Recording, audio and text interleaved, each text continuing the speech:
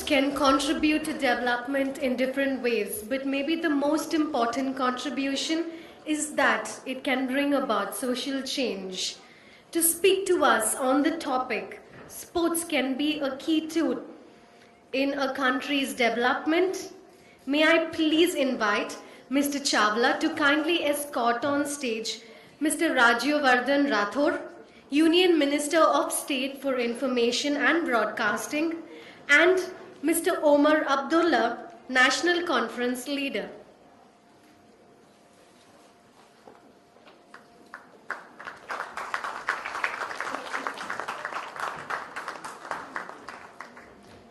I request Mr. Chawla to kindly present bouquets to our honorable speakers.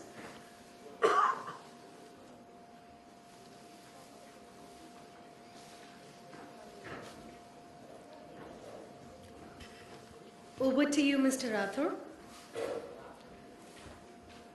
Before these two young inspirational icons come and speak, I must tell you I know both of them very well, but I know Omar much better than I know Mr. Rathore.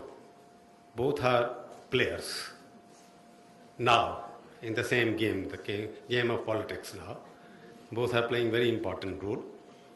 And Rathore has, of course, done India proud by winning medal in the Olympics. And Omar has done something with new politics because he says what he means. He's not a person who's duplicitous in his behavior. If you follow him on the Twitter, you see him saying things which no politician will dare to say. And I expect him today to share the same vision because we have got mostly student audiences here. And I would expect Omar to be Omar, not a politician, and Rathore to be an inspiration for all the young boys and girls because they're looking for how to become a good politician like Omar and how to become a good sports person, come politician like Mr. Rathore. Over to Mr. Rathore for his opinion.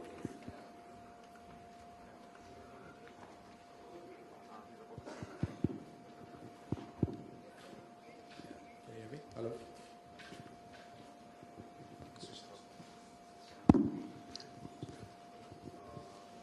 Yeah, am I audible?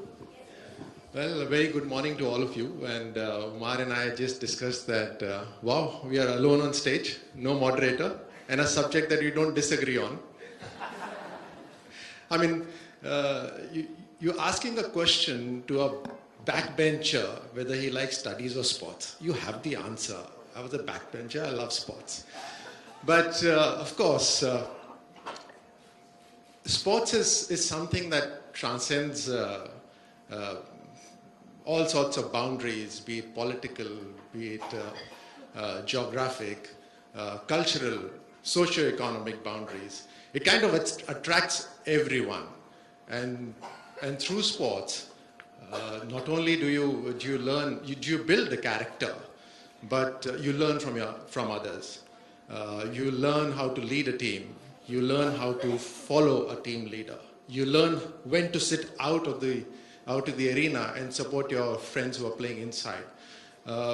You learn from the fact that you would dribble a ball all the way from halfway to the goal and yet pass it to somebody else to score and yet be happy with it. Where else do you get in life such an emotion? So undoubtedly, when you play sports, you meet people of all socio-economic backgrounds and you learn from them. They learn from you. You move ahead in life, forging a character that you then demonstrate in various fields that you pursue, various sectors, various professions that you pursue. I felt throughout my life that whenever I've met individuals, and wherever it has been revealed that they have played sports, there is an immediate bond between them and me.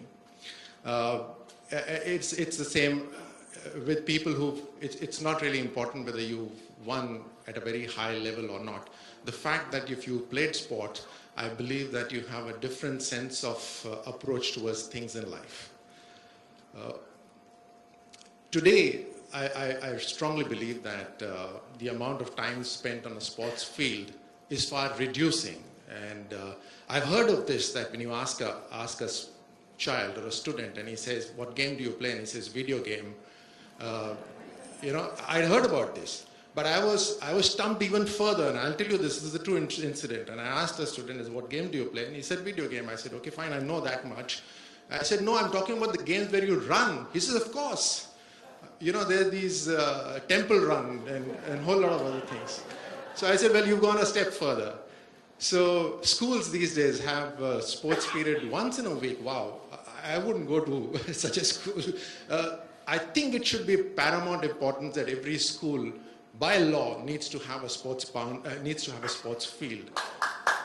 And I think every day, and if not every day, every second day, there needs to be more than one period to play sport. And it should be organized sport. Not just about playing yourself, but also learning about physical abilities, learning about diets, learning about what your body can do. We take so much care of our cars and vehicles, houses, and yet the only vehicle that we have in this life, we ignore. And that's something that we all should learn and can learn through sports. I'll leave it to Omar, and then we'll take it from there with the audience. I think for both of us, this is a rather unique experience, and for the organizers, actually a rather dangerous precedent, because I've never done a session where there hasn't been somebody to push us in the right direction. And you've just given two politicians a mic and told them that they can pretty much say what they like, and there's nothing that you can do about it. So we've started with sport, but there's no telling where we'll end up. Now, I think it's a fundamental truth that a sporty nation is a healthy nation. And a healthy nation has the foundations that are required for success. Now, are we a sporty enough nation as we stand right now? Perhaps not. But the interest in sport is definitely growing. I think the more academic pressure there is on children, the more children will look at sports as an avenue to circumvent that academic pressure. And I'm talking from practical experience, having two boys that will be looking at college in the next 2 to 3 years. I hope they don't watch this, but neither of them is academically, how do I put this diplomatically without offending both my sons? They're both like me academically, and that's about as much as I can say. They're both mirror images of me academically, and both of them have sort of made up their minds that they're not going to fit into the 97, 98, 99% bracket for college admissions, and therefore sports is possibly one of the ways in which they can have some foundation of a decent education, which is, I think, the fundamental building block for a good nation. Now, coupled with, as my fellow panelist rightly said, sport gives you a whole lot of other advantages. If it's an individual sport, it teaches you discipline. If it's a team sport, it teaches you team play. There are a whole host of skills that come together with sport. If you're successful, it brings in money if it's a recognized sport. And therefore, there is a whole host of things that go along with sport. And I think at the end of the day, fundamentally, look at the recognition that success in sports brings to a country. I mean, China only had to host the Summer Olympics and do a successful job of it to really stamp their mark on just how good they are as a country that can organize things. Similarly, for us, I mean, let's face it, we didn't exactly crown ourselves in glory with the way in which we handled the hosting of the Commonwealth Games. So it works both ways.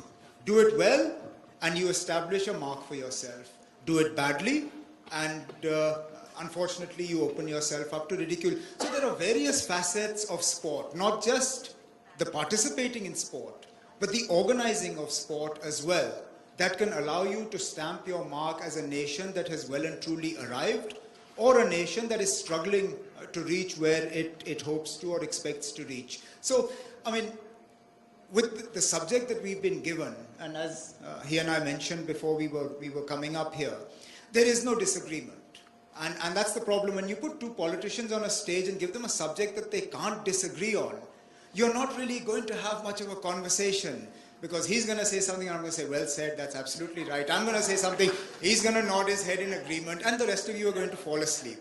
And therefore, with Narendran's permission, I think let's make this conversation more than just a conversation between the two of us. Let's make this conversation between us and you, between his greater experience on the political field, my complete lack of experience on the sport field, but slightly longer experience with politics. I thought the J&K cricket team did well under you. I wish I had played in the J&K cricket team, and I wish I could take credit for how well the J&K cricket team did.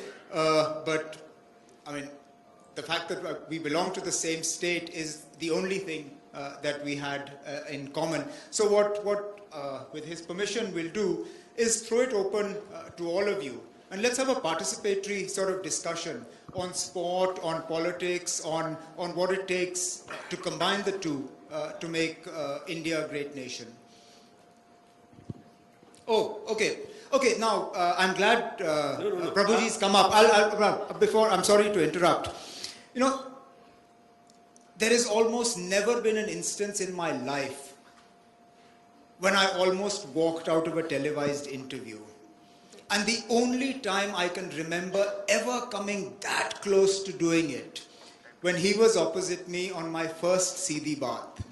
And I walked in completely nonchalant and laid back, and I was like, chalo yaar, dekhte hain kya hota hai. And he, for want of a better term, he ragdowed me. He really let me have it. And by the middle of that interview, my knuckles were white, I was gripping my seat, and I came that close to saying, look, to hell with it, storming off. And then I thought, you know, that's actually what he wants, because the interview will play out once. But if I walk out, it'll play out 10 times. So I swallowed my pride and I sat down and I finished the interview. So if he's going to do the same thing here, I can assure you, you're going to have a really good session this morning. No, please ask the question, because I came here because they're trying to provoke me, which he has done already. I provoked him on once when he became the National Conference President, and I called him for my interview, TV interview show, which I used to do for Rathore, and he almost walked out, almost. And fault was entirely mine, because you asked a young boy something which, because he was very aggressive, he was very idealistic. So finding an idealistic politician sitting in front of you and playing politics and talking about elitism, something provokes the other side also. So I will not go into that, what happened in that show, because I came here because he provoked me today, that it is wrong precedent, dangerous for the organizers. Because I wanted to prove a point. Then when you leave the politicians together at one stage, they agree so that public becomes something, start respecting them. Of course, they are respectable people on the politicians. I'm not talking about them. So he proved me that we will not disagree. So I thought I'll make them disagree on certain points about sports only, not about politics. Politics, because you are not on the same side anyway. So you will disagree on politics anyway. So, but even in sports, you may disagree. We are absolutely on the same side. Sorry? We both play for India. Yeah, correct. Well done. First, you are asking questions. You have raised some people one by one, and I think let women ask the question. Can I start? Yeah, play first that woman is here. I think give it to. Can I start? Yeah, please. Give the mic to her, please. If she has a mic, there's already a mic there. After her. You. Good morning. This question is to Mr. Rajyavardhan. You introduce yourself first. Yeah, I'm Lalitha Balakrishnan, principal of MOP Vaishnav College, a leading college in Chennai.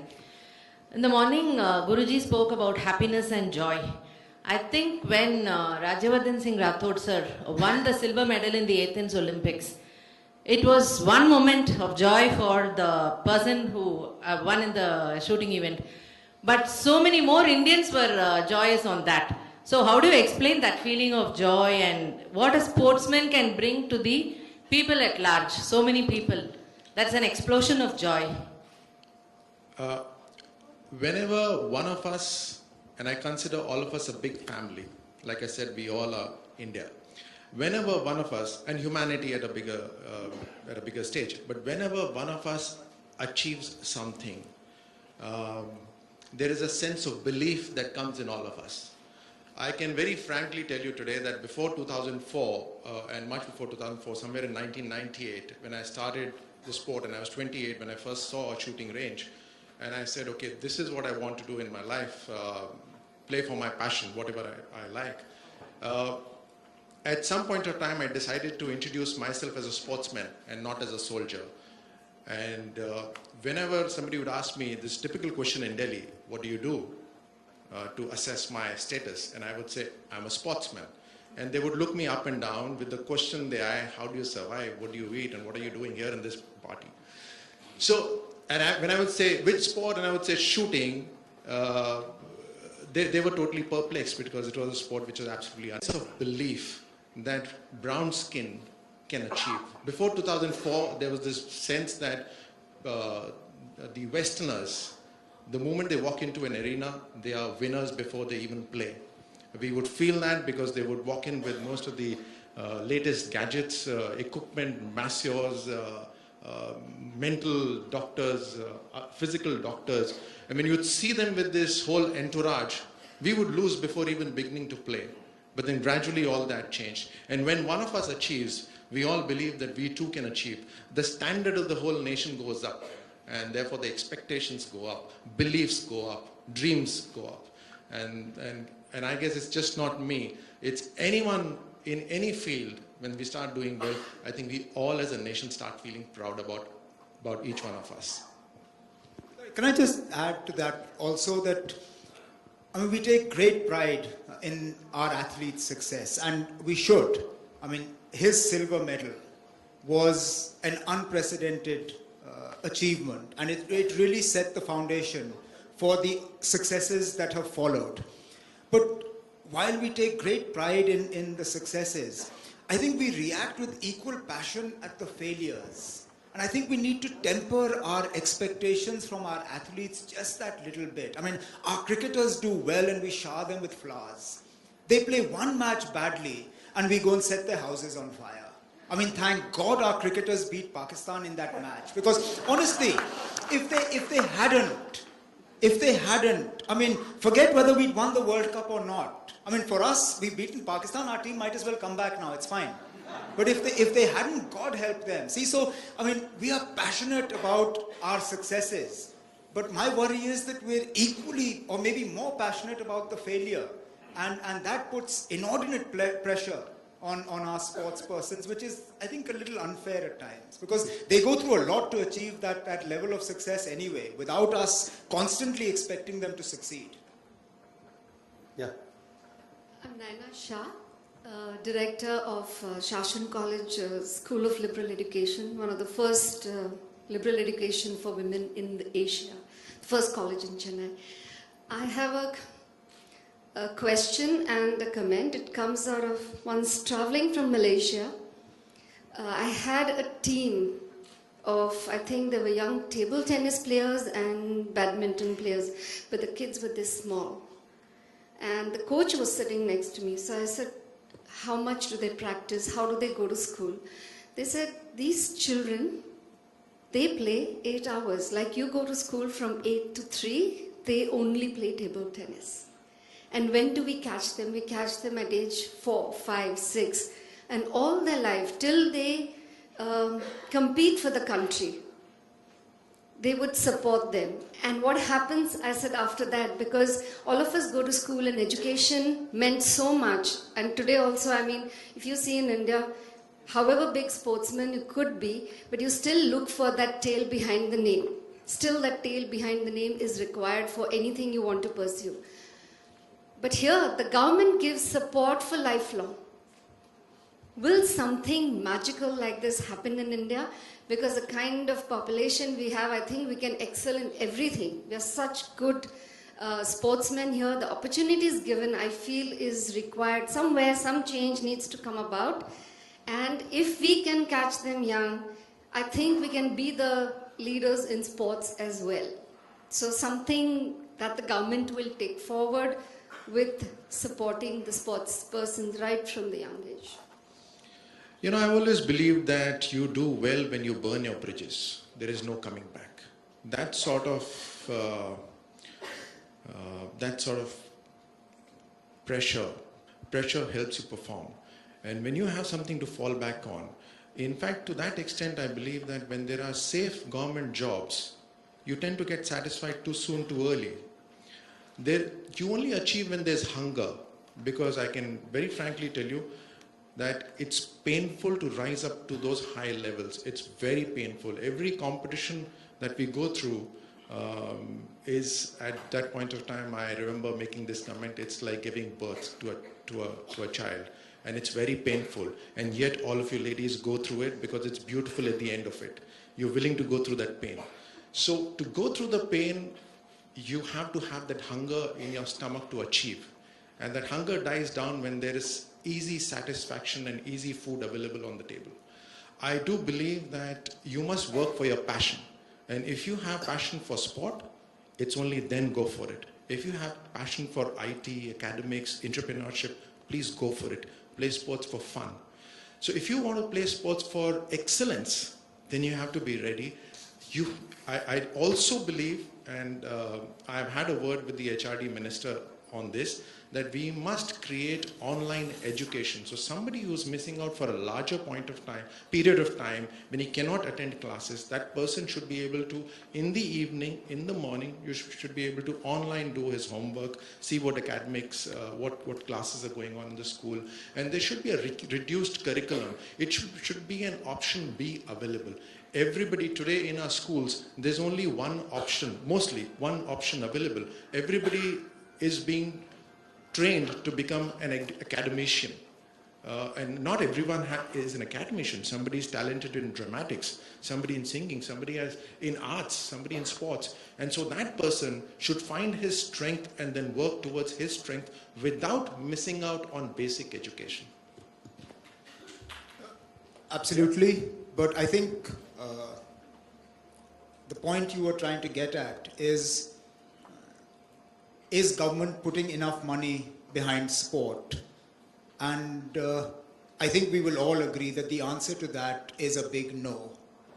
Not enough money is going into creating sports infrastructure. Cricket is pretty much paying for itself. And the problem is, because cricket has so much money, all other sports pale in comparison. And if I look at the sports infrastructure in J&K, it's woefully abysmal. Barring that one success that our J&K cricket team had against Mumbai, we haven't really had much to talk about. And in other sports as well, given the size of our population, the percentage of our success is nowhere near what it should be. I mean, I love the fact that we have athletes that are coming back with medals from the Olympics. But I would be so much happier if we weren't forced to celebrate just that one single success. When a country in our neighborhood with an equivalent population celebrates medals in the 3 digits, why should we celebrate medals in the single digit? And that's not because our sportsmen or our sportswomen are any less talented. It's because we are not doing enough to nurture that talent. It's because we are not putting enough money behind it.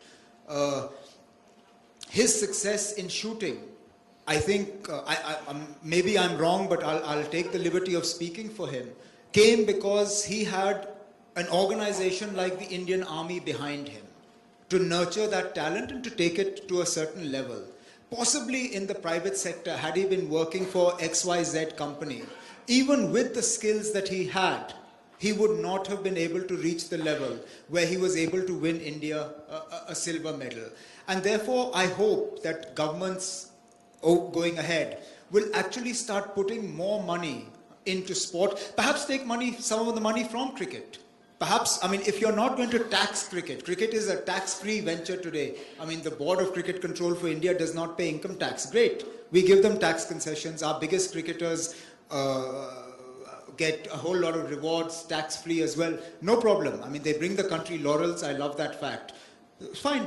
If they're not going to pay tax, maybe a percentage of the money that they earn can be pumped into non-conventional sports, into sports that we otherwise don't focus on. I'm not advocating gambling. I mean, because I end up in trouble with some of these statements of mine. So I have to preface with this statement. I'm not advocating gambling. But please look at the success sport in Britain has had after they started the national lottery.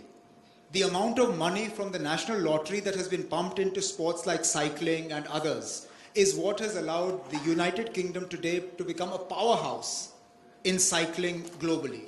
And therefore, okay, so we're not advocating the national lottery, we have the equivalent lottery, which is cricket. Let's take some of cricket's money and put it into sports in which India can achieve world fame and maybe ease some of the burden of the government. So that's what I'd like to see. I'll further just add on to this. I say this usually to students, but I think I'll make a point here. I believe that the winning comes purely because of one key factor, and that is hunger to achieve. I have had people who fly in a 777 and attend the shooting competition. I'm not going to name those people, but they haven't won the Olympic medal. So it's not the resources, but the hunger. Once you have the hunger, you will get a coach for yourself. You will, if not a physical coach, you will get onto the net and get all the information required to move ahead. In fact, speaking of that, let me tell you, my first medal that came in 2002, 1998 I started, and I thought I was a hell of a cat's whiskers and I would win. For 4 years I didn't win anything, and I started doubting myself. In 2002, I won against the Olympic gold medalist, the Olympic silver medalist, and the world record holder in the Commonwealth Games. And I actually learned from the Olympic gold medalist interview that he gave to a magazine. And I picked up that interview and I read it and I said, I'm going to bring this into my life. And I will adopt what he's saying into my life. In 2002 itself, this was Finland, and July, and the sun doesn't set there, so everybody had left the shooting range, and I was there training, and on the neighboring range, Khalid Al-Mudaf of Kuwait was training with his coach, and his coach was pushing him back again and again to shoot a 25 out of 25, and he would shoot a 24 and come back, and he was getting desperate and tired, and I was watching all that, and I imagined that the coach for Khalid Al-Mudaf was Rustam, and I imagined that he's standing behind me and I had no one behind me, and he's telling me that go shoot a 50 out of 50 because my event was out of 50. And I would go in, and I didn't have a vehicle to go back, so I had no option but to wait for Khalid Al-Mudaf to finish shooting so that I could borrow his car and go back to the hotel. And we kept shooting, and I had never shot a 50 out of 50 that evening, and Khalid Al-Mudaf never shot a 25 out of 25. But the first day in the World Championship, I had never ever shot a 50 out of 50, but the first day in the World Championship, I shot a 50 out of 50. It's only because I had that hunger, and I converted his coach into my coach, and Khalid Al-Mudaf went on to win the World Championship that same year. So it's the perseverance that you go with. But having said that, yes, of course, when you have the resources, it helps you, but the hunger should never go down. And what Omar just mentioned, before 2004, before winning the medal, I had very few resources. The only and my biggest resource was my hunger. And after 2004, I had all the resources at my disposal, and believe you me, I started losing after 2004. And that was because I felt I have put in so much effort that now it's time for me to just ease out a bit and let my top coach and let my top psychologist do some of their work. You don't win that way. They don't win competitions for you. So it's all combined together.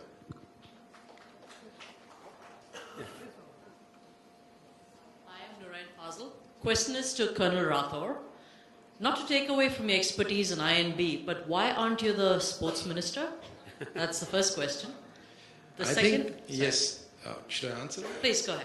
I think my Prime Minister is very foresighted. He saw that my ability to take new challenges and to overcome them, and he gave me a new opportunity to learn and explore myself. Prime Ministers, and with no disrespect to the current government, Chief Ministers or Prime Ministers, we seldom put the right people in the right job.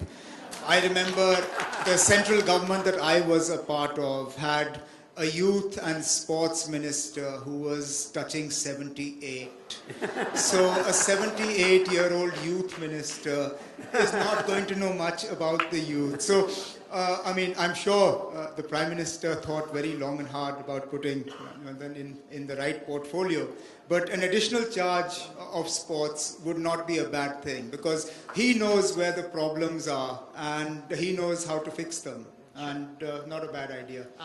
So actually, I do have a follow-up to that. Talking about problems, what are we doing to fix the issues with the administration of sports in the country? And you mentioned something on making sure that every school has a playground, make it compulsory by law. Where's the funding going to come for that? Because already a lot of schools are shutting down across the country because they're not able to meet the criteria that the government has come up with, which is purely infrastructure-based. So two questions. One was to do with the federations, basically, the sports federations. A very tricky issue. And something that I'm not so comfortable with, because these sports federations, and not all of them, some of them doing a good job, but I would say a majority of them have become fiefdoms for certain families. They're unwilling to open up. They're unwilling to bring transparency in, and that's the reason why corporates are not putting in the money in those sports federations. We have enough corporates willing to come up, but then they feel that unless they don't have a say in where their money is going to be used, so that's a very gray area. And as per the law, it's a society, so the government cannot intervene into it. The last time when the sports code came up, there was a huge issue as to why is the government intervening. And I wrote an article that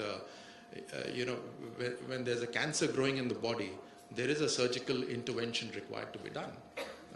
As long as the intention is good, and as long as after the intervention certain rules are made, certain policies are made, and then you leave the federations to be run by experts. So I believe in that. The sports code is still is something which is likely to come up by the sports ministry. So we do hope that the sports federations will clean up.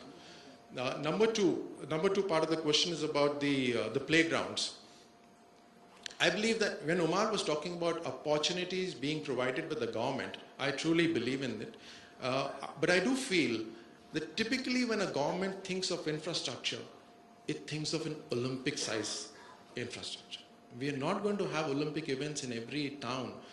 But if we were to use that same huge quantum of money and make small grounds, more opportunities would be available to people across the villages and towns. I think that is what is critical. So that's how sports funding could be used. That's how grounds could be used. The land belongs to us. So if at all the government needs to help schools have land, then so be it. And also schools need to open up their land, the sports field, for the societies living around the schools. That is also critical.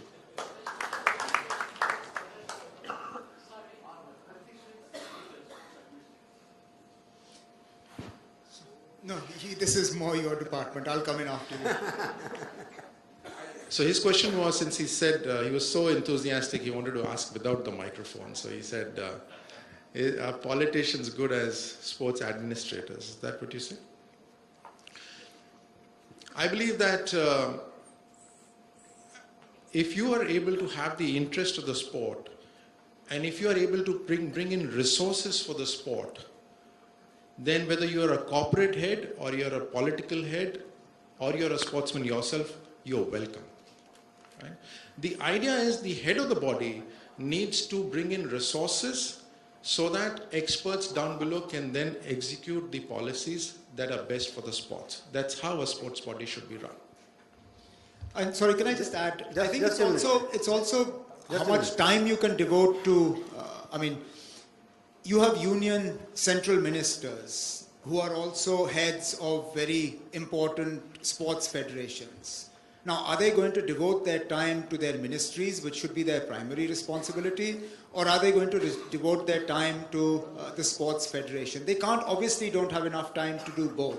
One or the other will suffer. And I think most times it's the sports federation that suffers. So, while you can't by law rule out and say, look, politicians can't or should not be the heads of sports federations. I think we need to hand over these federations more and more to the sports people, because they're the ones who know where the shoe pinches, so to speak, and let them do it. But I mean, cricket again, I mean, for all the flaws and faults with the politicians, it's not a politician who runs the BCCI right now, and it's still not doing a very good job. So it's not always the politicians that are at fault with sports federations. There are various sports bodies which do not have political heads, but they also have problems. Yes, yeah, because he raised a very fundamental question, because all the politicians are running sports organizations. Yeah, caveat, my father is the president of the J&K Cricket Association, so anything I say is going to get me into trouble on this subject. You provoked me, so I didn't take your father, because he's a friend of mine. I don't want to talk about him. I'm wishing him well, he's recovering, he will come back and play sports, I'm sure. Question is that Mr. Rathore mentioned about code, sports code. I know in 2003, Uma Bharti, when she was the sports minister, I'm making a very important point. She made a bill for sports improvement, bring all the sports bodies into some kind of a regulatory mechanism. Your government, which has now come back to power, at that time, Atal Bihari Vajpayee, I met him at that time. He said this bill will be passed. Instead of being passed, she was shifted. And we have almost 9 sports ministers since then in last 11 years. Any minister tries to move the sports bill, is always moved out. Is sports such a big business? Where he has made a very clear case that a sports person should be heading the sports organization. Because your boss was also in the cricket. His father is in the cricket. And he's referring about the cricket money to be transferred. Are you both of in favor of that, support the party that this bill should be passed and sports organization should be brought under RTI? Case is pending in the Supreme Court that we should not be brought under RTI. Do you support the system that where sports bodies should be as transparent as the government bodies are being made to say? Omar. Okay, well, fortunately this is an easier question for me to answer because I can speak for my party. Rajyavardhan perhaps would have slight difficulties doing the same thing. I have absolutely no problems. In fact, I would support sports federations coming under the right to information if they derive any benefit at all from the government. And case in point, again, being the BCCI. If it is eligible or it enjoys tax breaks and tax benefits, there is absolutely no reason why the BCCI should remain out of the ambit of the RTI. If it wants to remain out of the ambit of the RTI, it should be treated like a regular organization. It should pay all the taxes that it is due to pay, and I will have no problem with that. But if it is going to enjoy tax concessions, I believe it should necessarily fall under the ambit of the RTI, and the same is true for other associations as well. If they derive benefit from government funding, they should be subject to government oversight. Yeah. Well, sports federations are already under RTI, all of them. They're not. They are. There are people who are already sending RTIs and they are having to answer it. I know it for first hand. My experience is different. We'll together write an RTI if you like, to any of the sports federations. Good, I'll take you. So they are already under RTI. And the sports code, of course, is also in place. Even though a bill has not been passed, it's still, the Supreme Court, the High Court are still, and even the sports ministry is actually taking action against some of the federations which are violating the sports code. Of course, these are dynamic things, need to be discussed further, and between corruption and transparency, there's always this cold war, the war that goes on. Everybody is trying to beat each other, and therefore it's a dynamic process. We have to keep thinking, keep taking measures to prevent all sorts of moral or other sorts of corruption in sports bodies or anywhere else. So my question is to Mr. Rathore, sir. Sir, as a sports person, do you think the sportsmen in India are recognized to the extent to what they do for the country, sir? The next question, sir, do you think to what extent the political intervention in sports authorities and sports bodies should be there? If so, what is the role of the government in regulating the same? It's a very important role. The government becomes a facilitator provides opportunities, creates infrastructure at various levels, towns, villages, and other places. It passes such policies that it becomes mandatory for the corporate sector also to, as part of their social responsibility, to support sports and other initiatives. It also creates at some place incentives for sports, takes them to a level of icons, makes them role models so that what they do and how they achieve becomes an inspiration for the young people in the schools. So it is important. You spoke in terms of recognition of sporting talent. There is a lot of recognition. There are lots of awards that are there. Mind you, apart from the cricket, sport of cricket, all of the sports are running courtesy the government as on date. So let's not turn around and blame the government. Of course, a lot needs to be done. A lot can be done.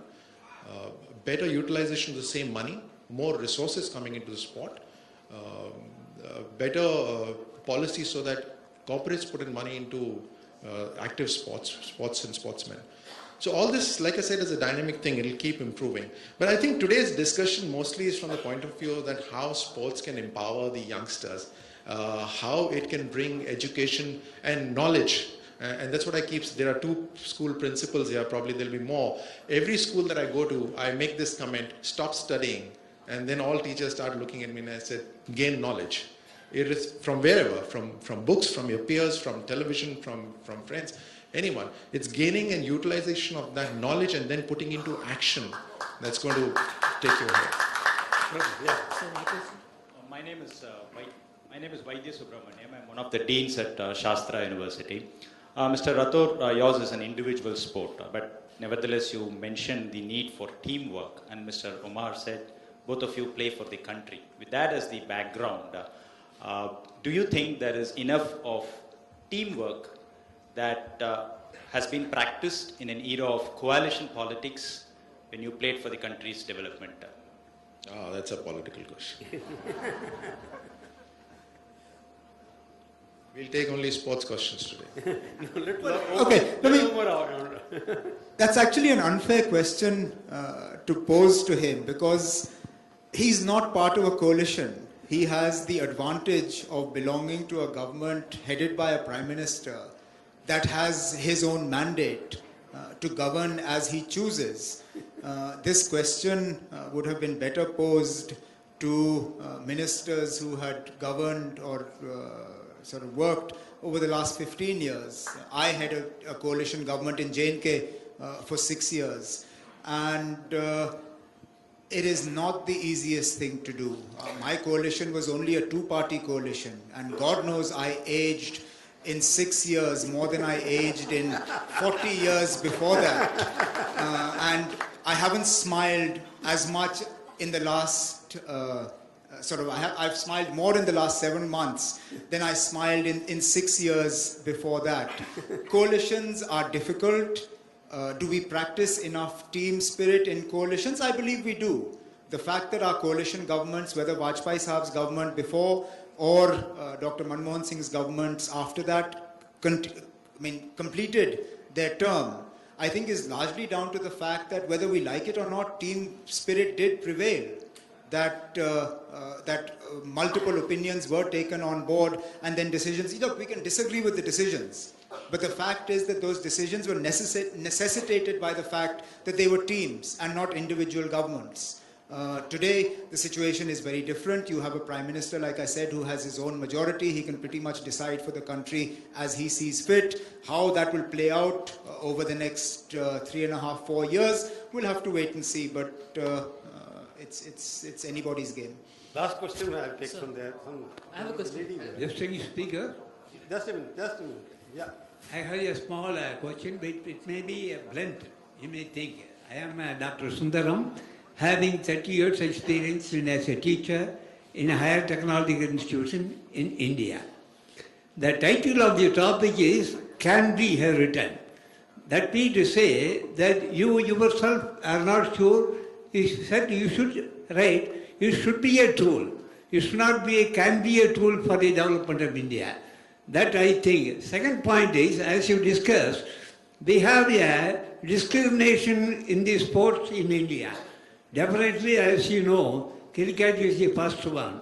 That also, cricket also needs so many scams.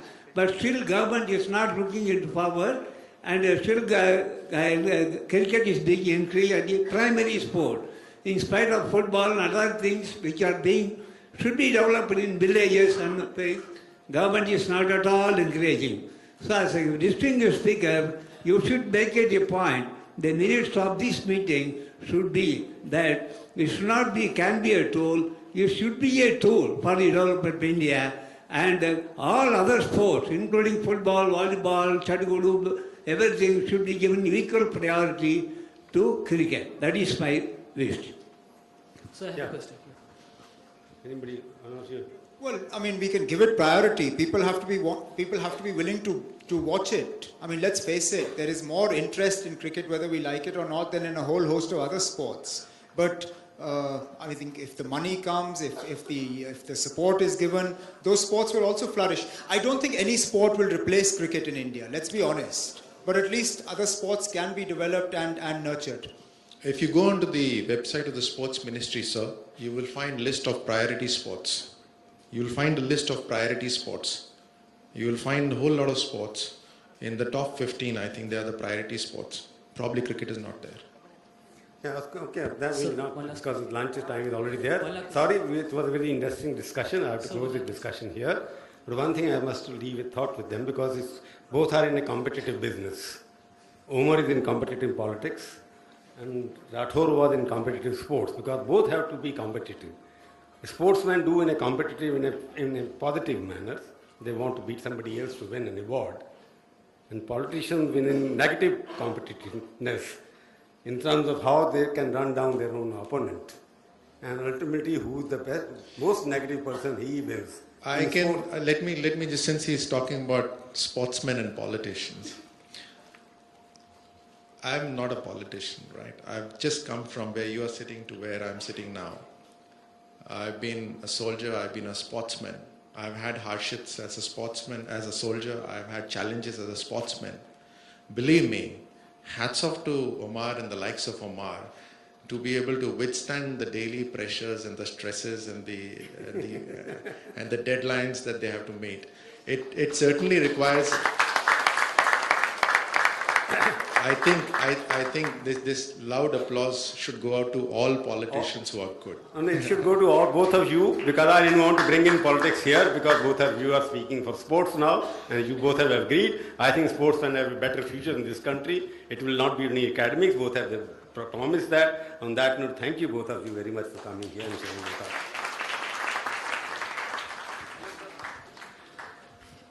Thank you, Mr. Chawla. I invite you to please present mementos to our honorable speakers.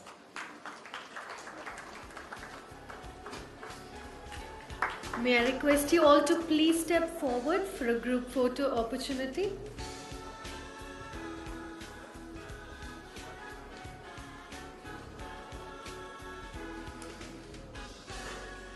Once again, I would like to thank our honorable speakers for gracing us with their presence here today. Let's have a huge round of applause for them, please, ladies and gentlemen.